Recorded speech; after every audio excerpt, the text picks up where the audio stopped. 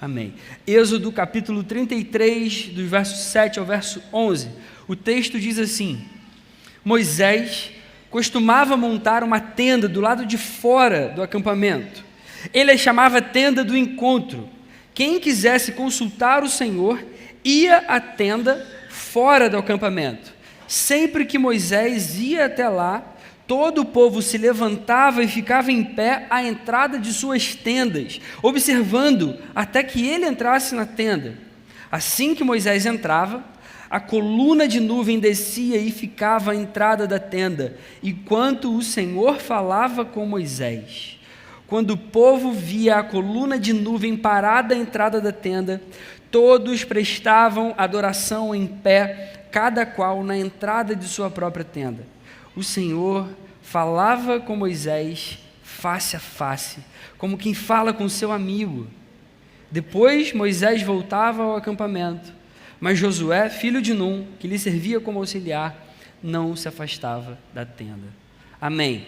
Esse é o texto para a nossa vida. Que texto maravilhoso.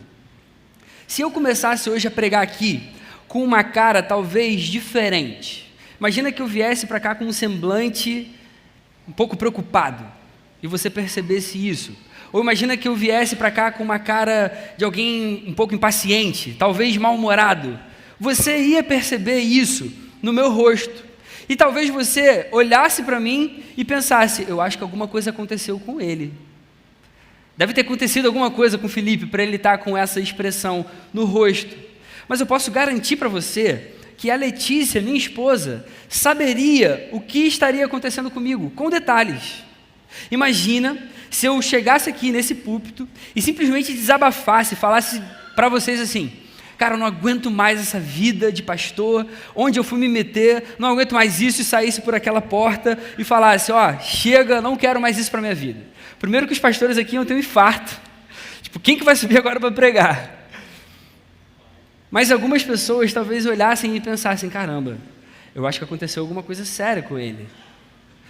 Talvez os mais próximos, que me conhecem um pouco mais, soubessem o motivo pelo qual eu viesse aqui e falasse alguma coisa desse sentido. A Letícia, minha esposa, ela saberia todos os detalhes do que aconteceu para eu ter uma postura dessa. Ela tem muito mais intimidade comigo do que as pessoas mais próximas. E os próximos têm muito mais intimidade do que o todo, do que todas as pessoas desse auditório. E todas as pessoas dessa igreja talvez tenham mais intimidade ou me conheçam mais do que as pessoas lá de fora, que nem sabem quem eu sou. A intimidade faz diferença. Intimidade faz diferença. A intimidade nos permite ter mais informações sobre o que está acontecendo em cada momento, em cada evento. A intimidade faz com que a gente saiba um pouco mais sobre os sentimentos envolvidos, sobre as reações, sobre os desejos, os gestos das pessoas envolvidas em alguma situação. Às vezes, um olhar diferente já diz muito. Vai dizer que você não sabe do olhar da sua esposa quando ela te olha. Você já sabe o que ela está querendo te dizer naquele momento. Seu marido, quando ele te olha de um jeito diferente, você já sabe o que ele está querendo falar contigo. Se tem uma coisa que vai fazer toda a diferença na nossa caminhada cristã, é o nível de intimidade que nós temos com Jesus. Uma vez, estava assistindo uma pregação de um pastor que eu acompanho e eu gosto muito, e ele contava na sua pregação sobre uma conversa que ele teve com um pastor lá da Índia. E esse pastor indiano falava com esse pastor que eu estava assistindo a pregação. Ele dizia: olha, eu tenho estudado sobre os grandes movimentos de Deus ao redor do mundo. Uma coisa que eu percebo é: todos esses grandes movimentos começam quando o seu fundador conhece profundamente, intimamente Jesus. E sabe como todos esses movimentos acabam? Quando todos os seguidores conhecem apenas o fundador. Muito mais do que nós termos pastores que subam nesse púlpito e preguem sermões a cada semana, ou talvez você ter um discipulador ou um líder de célula que caminhe com você no dia a dia, todos nós precisamos ter relacionamento direto, íntimo com o próprio Jesus, com o nosso Deus, com o nosso Salvador. E é isso que Ele deseja e quer de nós. Jesus se interessa muito mais em que nós o conheçamos verdadeiramente do que apenas saibamos coisas legais sobre ele, ou coisas mais profundas sobre o seu caráter. Em João 15, a partir do verso 13, Jesus diz para os seus discípulos: ninguém tem maior amor do que aquele que dá a sua vida pelos seus amigos. Vocês serão meus amigos se fizerem o que eu lhes ordeno. Já não os chamo servos, porque o servo não sabe o que o seu senhor faz. Em vez disso, eu os tenho chamado amigos, porque tudo o que ouvi do meu Pai, eu lhes tornei conhecido. Aqui Jesus estabelece princípios que são incríveis sobre quem Ele é, sobre o que Ele deseja de nós e sobre o que Ele tem em mente quando Ele dá a sua própria vida naquela cruz, por amor, quando Ele se sacrifica por todos nós. Jesus deseja ser nosso amigo. Jesus deseja ser nosso amigo. Ele se importa com cada um de nós, Ele quer que nós o conheçamos, e não apenas isso, Ele tem interesse em ter um relacionamento frequente com aqueles que Ele chama. Ele ensina para a gente aqui sobre uma obediência que não tem a ver com uma posição de servidão simplesmente, mas como uma posição de filhos, e isso faz muita diferença. Toda obediência que Jesus nos ensina tem a ver com o nosso bem, não com o que Ele quer apenas para Ele, condutas que Ele espera de nós para que Ele se satisfaça talvez. Pensa só, um pai, ele não deseja a obediência do seu filho para ter lucro com seu filho. Isso é uma coisa inimaginável. Um pai não quer que o filho obedeça por um prazer sádico do pai. Quando o pai quer que um filho obedeça, ele tem interesse na saúde do seu filho, ele não quer que seu filho se machuque. Um senhor não, um chefe talvez, ele vai querer ter amizade por interesse, ele vai querer lucrar, ele vai querer saber quais são os benefícios que ele obtém, mas um pai não age assim com um filho. É assim que Deus age com cada um de nós. E Jesus ensina tudo isso para mostrar que Ele sempre quis que nós andássemos perto dEle. Ele nos torna amigos. Quanto mais próximos nós andarmos, maior é o relacionamento que nós vamos ter, e quanto maior é o relacionamento, maior vai ser a intimidade. Toda a palavra de Deus vai mostrar para cada um de nós que nós temos um Deus que vem em direção à nossa vida. Ele é que te pega pelo braço, Ele é que vai até você, Ele é que te ama, Ele é quem demonstra isso.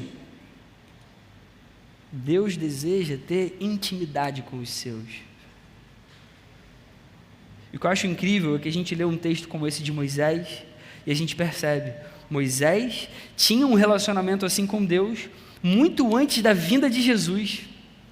Eu não sei você, mas eu olho para histórias como a de Moisés e eu fico muito impressionado com esse nível de intimidade que ele tinha com Deus. Geralmente isso deve acontecer com você quando você lê para esse tipo de relato. A gente tende a ficar maravilhado só de saber que um ser humano em algum momento da vida pode viver assim com Deus, mas a gente às vezes não se dá conta de que a gente pode viver assim também. A gente pode ter esse relacionamento assim também com Deus. A gente acabou de ler um texto que fala da intimidade que Moisés tinha com Deus. Ele falava diretamente com Deus, face a face. É isso que significa essa expressão. Mas a grande notícia é, nós podemos também. Nós podemos viver assim também. Sabe por quê? Essa não é a história de Moisés, um homem que atingiu um nível de perfeição que todos nós sonhamos talvez um dia chegar. Essa aqui é a história de Deus, a história de um Deus que ama, um Deus que perdoa, um Deus que se importa com cada um de nós. Nós podemos ser amigos de Deus, porque Ele permite isso, e Ele deseja isso, não pela nossa conduta. A gente nunca vai ter uma conduta que chegue perto aquilo que Deus merece de fato, mas pela sua própria bondade. Textos como esse que a gente acabou de ler mexem muito com o meu coração, porque a gente vê aqui um Deus que é totalmente poderoso, totalmente grandioso, cheio de glória, mas esse mesmo Deus se relaciona com os homens. Esse Deus tem relacionamento com seres humanos cheios de imperfeições. Moisés tinha intimidade com esse Deus. Por isso a palavra vai dizer para a gente que ele falava com Deus como quem fala com seu amigo. E aí nesse trecho a gente vai aprender várias coisas que são muito impressionantes sobre Deus e por que é tão importante e necessário que nós busquemos essa intimidade com Ele também. A primeira coisa que eu vou destacar com vocês aqui essa noite é: na intimidade nós percebemos que Deus é incondicionalmente fiel. Na intimidade que nós devemos buscar, que nós podemos ter, a gente percebe que Deus é incondicionalmente fiel. No verso 7, o texto diz o seguinte: Moisés costumava montar uma tenda do lado de fora do acampamento. Repara nisso. Ele a chamava tenda do encontro.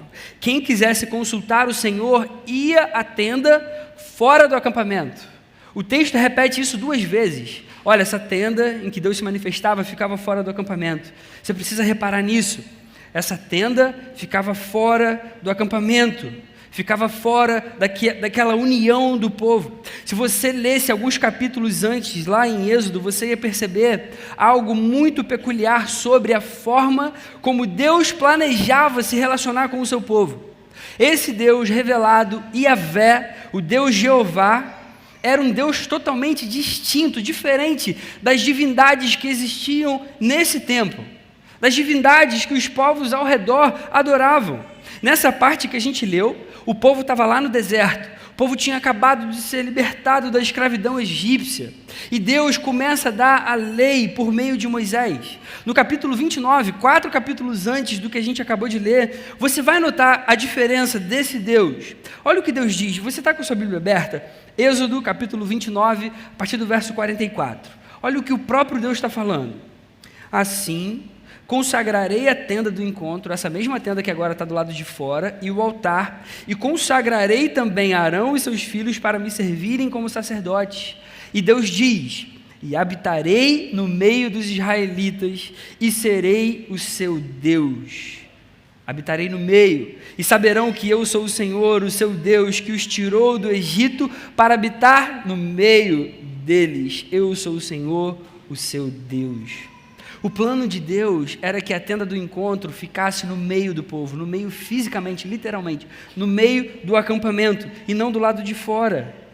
Isso já era por si só algo totalmente diferente das outras nações. No mundo antigo, os templos construídos para as divindades eram construídos a uma certa distância das cidades.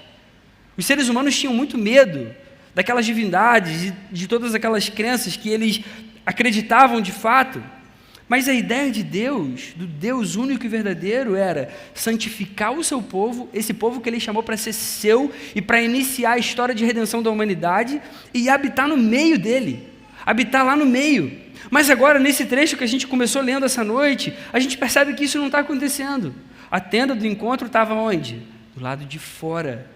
E o texto fala isso repetidamente, para deixar claro, olha, o Senhor estava do lado de fora. Sabe o que aconteceu? Entre o capítulo 29 e o capítulo 33, o povo se rebelou, Moisés sobe no Monte Sinai, ele começa a receber de Deus ali as leis, e vocês lembram do que acontece lá embaixo no acampamento?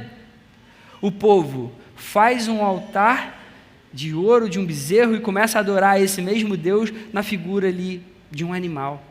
Deus fica irado com essa conduta, e aí vai acontecer aquele episódio histórico em que Deus diz para Moisés: olha, eu vou cumprir a minha promessa, eu vou levar vocês até a terra prometida, mas eu não vou mais com vocês. Lembram disso? Sabe o que está acontecendo aqui? E que eu quero que você preste atenção. Apesar de Deus não estar no meio do povo como ele planejava, ele não retirou completamente a sua presença do povo de Israel. Ele ficou do lado de fora, mas ele estava ali perto. Ainda que o povo tivesse pecado, Deus se manteve fiel. Tudo que ele fala, ele cumpre. Ele não muda de ideia, ele não mente. E não só mantendo a promessa de levar o povo até a terra prometida, ainda que ele não desejasse mais ir junto pela obstinação, pelo pecado, mas mantendo a sua presença ali perto, ainda que o povo tivesse essa conduta tão rebelde, obstinada e pecadora. Deus continuou ali do lado de fora, mas estava ali perto.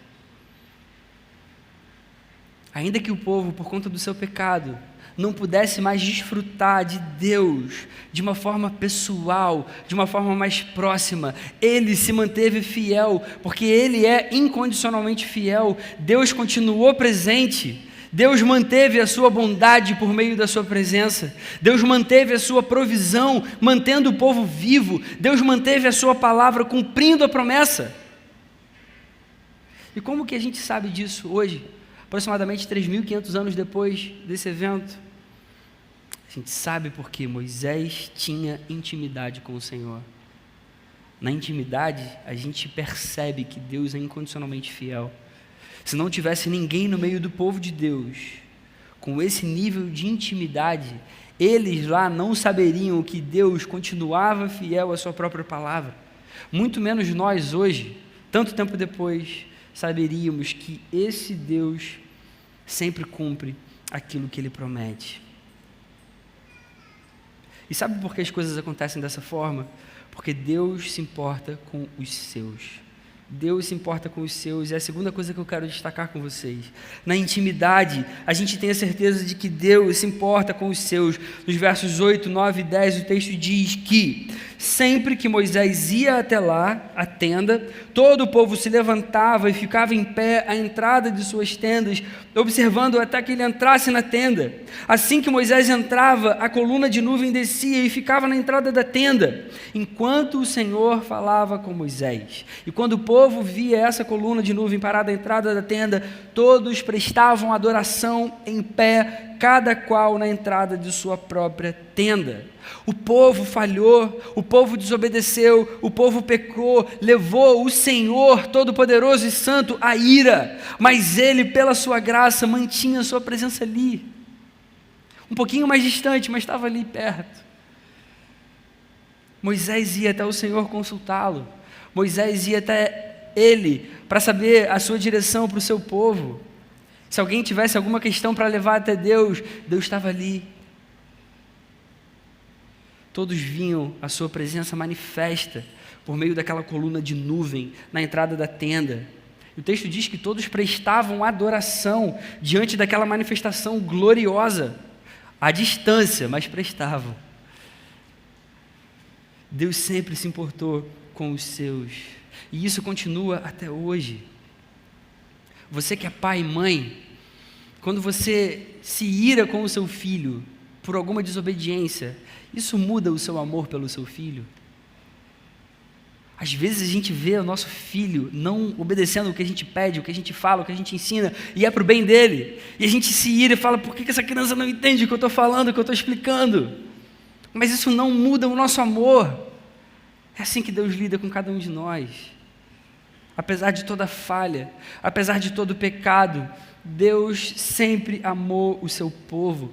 Ele se importa, ainda que a gente nunca consiga entender o porquê. E a maior prova disso foi a vinda de Jesus. O Deus encarnado, o Deus que se importa com a humanidade, que vem até nós, se entrega numa cruz, morre e ressuscita. Ele faz isso para que os nossos pecados sejam perdoados. Ele faz isso para restabelecer o nosso relacionamento. Por isso ele mesmo vai ensinar, João 15:13, ninguém tem amor maior do que aquele que dá a sua vida pelos seus amigos. Ninguém tem amor maior do que aquele que dá a sua vida pelos seus amigos. Só Jesus poderia fazer isso por nós. Deus não é aquele cara carrancudo, sabe, que se magoa, que fica cheio de rancor, que vira as costas e se esquece da gente a cada erro que a gente comete. Não, Ele é aquele que tem misericórdia o tempo todo. Ele entende que nós destruímos a nossa própria vida e Ele se oferece para nos salvar. Ainda que a gente vire as costas, Ele é paciente, cheio de amor para nos trazer de volta para perto. Isso que aconteceu lá no deserto.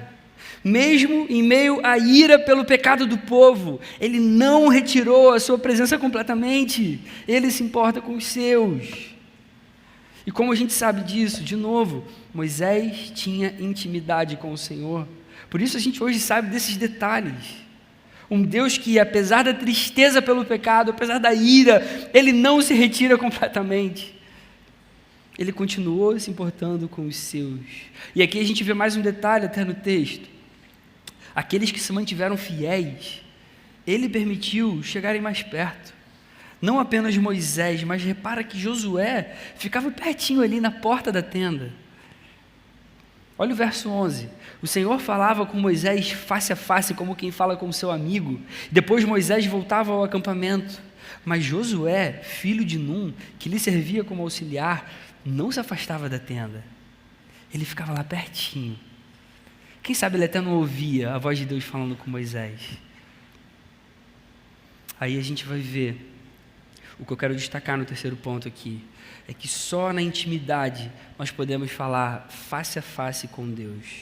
Só na intimidade a gente é capaz de falar face a face com Deus. Face a face aqui é uma expressão para dizer que Deus falava com Moisés diretamente. Moisés ouvia a voz de Deus de forma literal, ele ouvia o Senhor falando com ele, não era através de sonhos ou visões, não era de uma forma subjetiva, Deus falava diretamente, de uma forma clara com Moisés. Moisés recebeu esse privilégio de discernir claramente as verdades espirituais do Senhor, ele participava do próprio conselho de Deus, foi o cara que Deus escolheu para liderar o seu povo. O livro de Números explica para a gente o sentido dessa expressão face a face, no momento em que Deus fala diretamente com Arão e Miriam.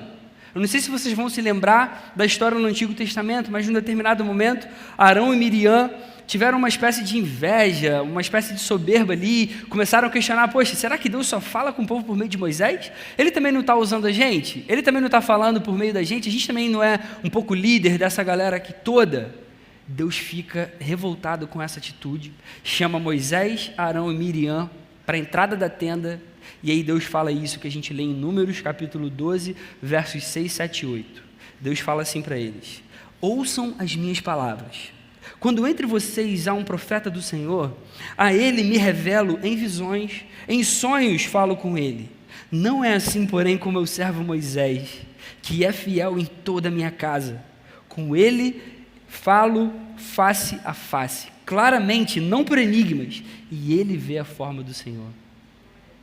O próprio Deus está falando isso aqui. É incrível que isso mostra para cada um de nós a intimidade que Moisés tinha com Deus. Você consegue imaginar algo desse nível? Por isso a palavra vai registrar que o Senhor falava com Moisés face a face, como quem fala com o seu amigo. O próprio Deus, todo-poderoso, glorioso, da forma como a gente conhece, considerava Moisés um amigo seu. Essa proximidade só alcança quem busca intimidade com Deus. Só na intimidade a gente pode falar face a face com Ele.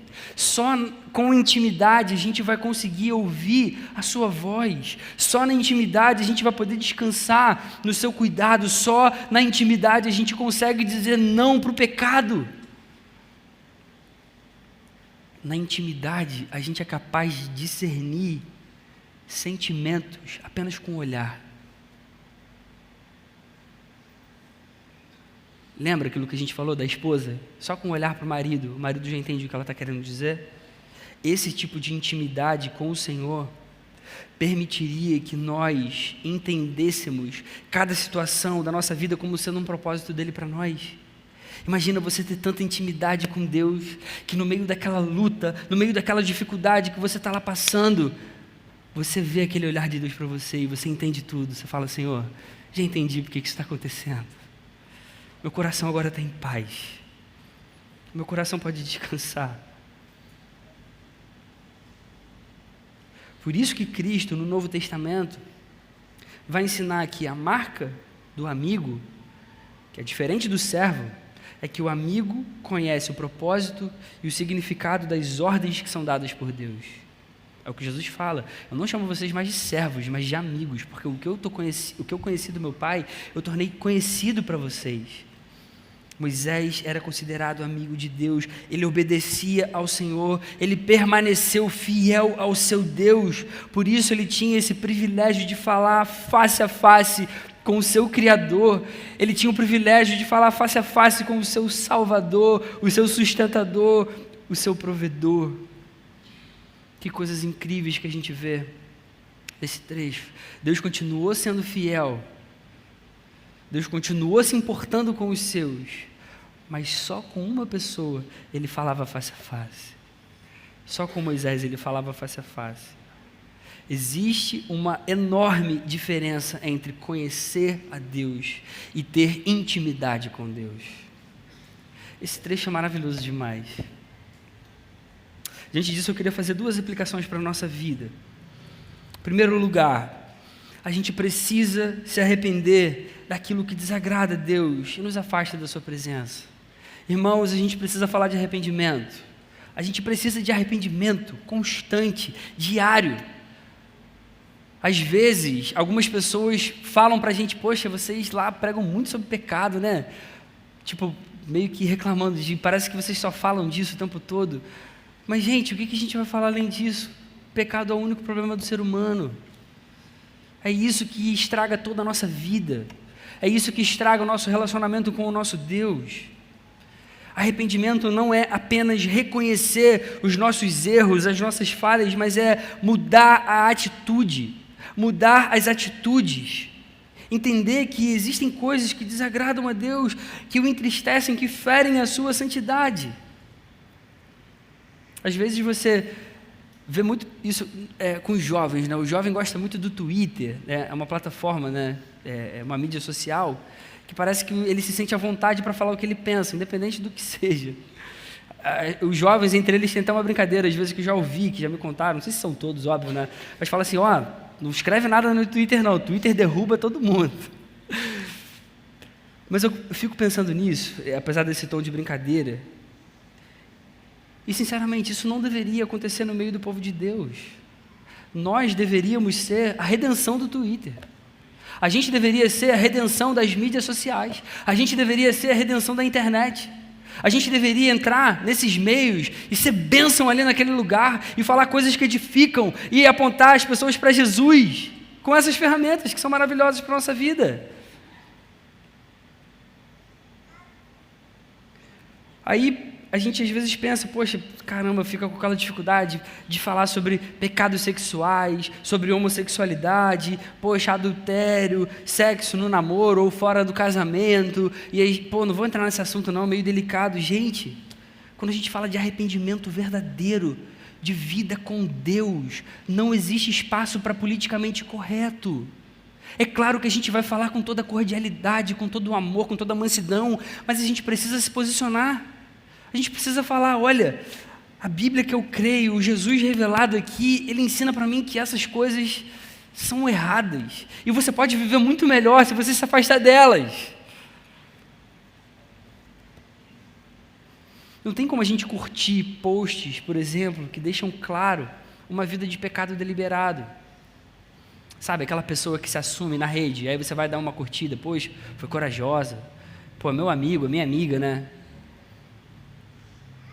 Enfim, arrependimento, irmãos queridos, é mudança de postura. Eu estava indo por um caminho, eu estou indo para cá, mas eu começo a ler essa palavra e a viver de acordo com ela, e eu vejo, poxa, esse caminho não está tão correto, eu acho que se eu for para cá é melhor, e eu entendo, e a palavra vai endireitando, e ela me aponta para a direção correta, onde eu vou encontrar Jesus lá no fim. Isso é arrependimento, a mudança de direção. E por isso a gente vai para a palavra e vê coisas como, cada um de vocês deve abandonar a mentira e falar a verdade ao seu próximo. Está lá em Efésios. Quando vocês ficarem irados, não pequem. Efésios. O que furtava, não furte mais. Efésios. Nenhuma palavra torpe, suja, feia saia da boca de vocês. Efésios. Não entristeçam o Espírito Santo de Deus com o qual vocês foram selados. Efésios. Uma de Gálatas agora. Não usem a liberdade para dar ocasião à vontade da carne. Repara que isso não tem a ver com um legalismo frio. Poxa, eu tenho que então viver dessa forma, eu vou deixar todas as coisas para trás. Se você tentar fazer isso, você não vai conseguir. É impossível. Isso tem a ver com desejo por santidade, Poxa, é isso que agrada o meu Deus, o Deus que me salvou. Caramba, Senhor, então eu vou lutar com todas as minhas forças contra essas coisas. Cara, eu fui salvo. Deus me ama, Ele permite que eu o chame de amigo como Moisés. Eu vou viver dessa forma. Eu vou cumprir isso para o meu bem. Lembra que a gente está falando essa noite toda sobre intimidade com Deus, sobre sermos amigos de Deus. Quando a gente vai para a palavra, a gente vai perceber que amor verdadeiro ama a santidade. O amor verdadeiro ama a verdade. O amor verdadeiro ama a pureza. E Jesus deixa claro para a gente que os amigos de Deus são aqueles que obedecem ao Pai. São aqueles que amam os desígnios de Deus, a vontade de Deus, os desejos de Deus. Repara que não existe espaço para dúvida aqui. A gente precisa mesmo de arrependimento, mudança de postura. Você quer falar com Deus face a face? Você deseja isso no fundo do seu coração? Ser amigo de Deus requer intimidade. E intimidade só é obtida com pureza e santidade. Segunda aplicação para a nossa vida. A gente precisa buscar mais intimidade do que os benefícios. A gente precisa aprender a viver dessa forma. Buscar mais intimidade do que os benefícios. Eu não sei se você conhece aquele tipo de pessoa que sempre quer pedir alguma coisa para Deus, como se Deus fosse um gênio da lâmpada. E a pessoa está sempre assim: Senhor, abençoa aqui minha família. Senhor, por favor, abençoa meu emprego. Ou então, Senhor, me dá um emprego que eu estou sem. Senhor, por favor, cuida de mim, resolve esse problema para mim. Existem pessoas que, se Deus simplesmente resolvesse todos esses problemas da vida delas, mas não fosse presente na vida delas, para elas estava ok, está tranquilo. Você consegue imaginar uma vida assim? Imagina, se Deus falasse: ó, eu resolvo todos os seus problemas, mas eu não vou estar mais com você. Você toparia? Tem muita gente que toparia. Enquanto nós não aprendermos que Deus é melhor do que as suas bênçãos, nós vamos permanecer com uma vida espiritual mediana. Talvez até mesmo sem vida espiritual.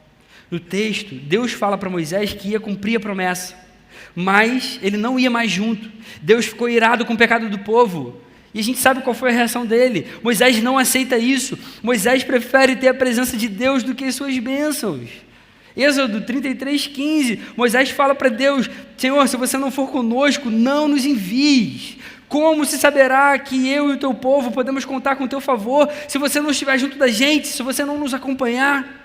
Que mais poderá distinguir a mim e a teu povo de todos os demais povos da face da terra? Senhor, se você não for junto, qual é o sentido disso tudo? Por que eu vou querer ir para uma terra que tem leite e mel, que tem um monte de delícias, e você não vai estar lá presente? Não faz o menor sentido, Senhor. É isso que está acontecendo aqui. E o Senhor então diz para ele: olha, eu vou fazer o que você me pede, porque eu tenho me agradado de você e o conheço pelo nome. Intimidade. Intimidade. A gente precisa aprender a viver assim. Essa proximidade de Deus, essa intimidade, essa amizade é a coisa mais importante da vida. Na intimidade, a gente consegue perceber que existe realmente mais prazer na presença de Deus do que nos benefícios que Ele pode nos proporcionar. Quanto mais íntimo de Deus a gente viver, mais a gente vai ter a certeza e a convicção de que a presença de Deus basta, ainda que Ele não responda todas as minhas orações. Você percebe isso?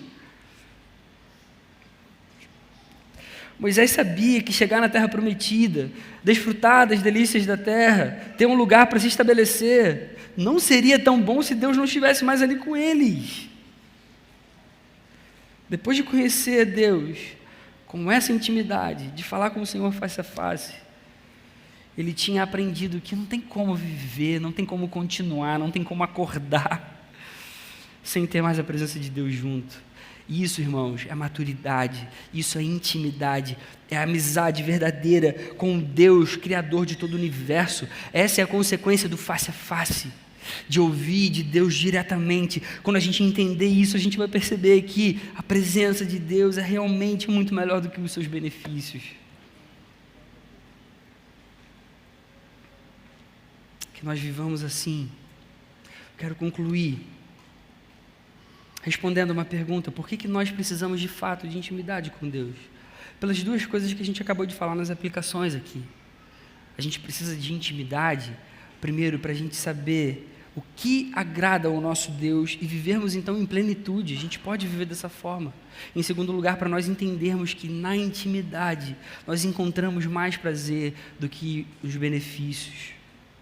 Irmãos, Deus procura por amigos como Moisés. Ele deseja amigos assim hoje. E eu sei que, se você é igual a mim, a gente muitas vezes olha para a vida de Moisés e o que a gente percebe lendo a história e olhando para um trecho como esse, a gente fica pensando: cara, eu acho que eu sou muito mais parecido com o povo do que com Moisés. Eu estou muito mais perto do povo do que desse homem de Deus. Eu tenho esses medos no meu coração é cheio de incredulidade, é cheio de pecado. A maioria das vezes, a gente lê a Bíblia, a gente olha para Moisés e a gente inveja essa proximidade que ele tinha com Deus, e a gente pensa que a gente nunca vai conseguir chegar num nível assim. E em certos aspectos isso é verdade, a gente nunca vai conseguir chegar num nível assim. Talvez nós precisemos de alguém com um poder suficiente para se aproximar desse Deus como Moisés se aproximava, mas que nos leve junto dele, de forma que a gente não morra diante de tanta santidade e pureza. Alguém superior e melhor do que Moisés. Eu digo para vocês que esse alguém existe, é Jesus. Jesus é esse capaz de nos levar até esse Deus glorioso.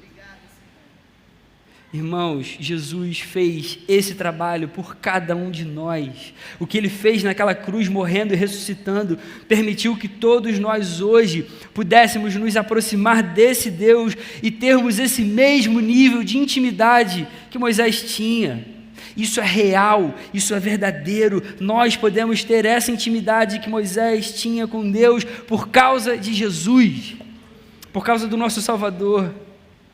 Como a gente falou antes aqui, essa história nos diz muito mais sobre o amor de Deus do que sobre a nossa capacidade de atingirmos uma perfeição que nunca vai existir para nos aproximarmos dele.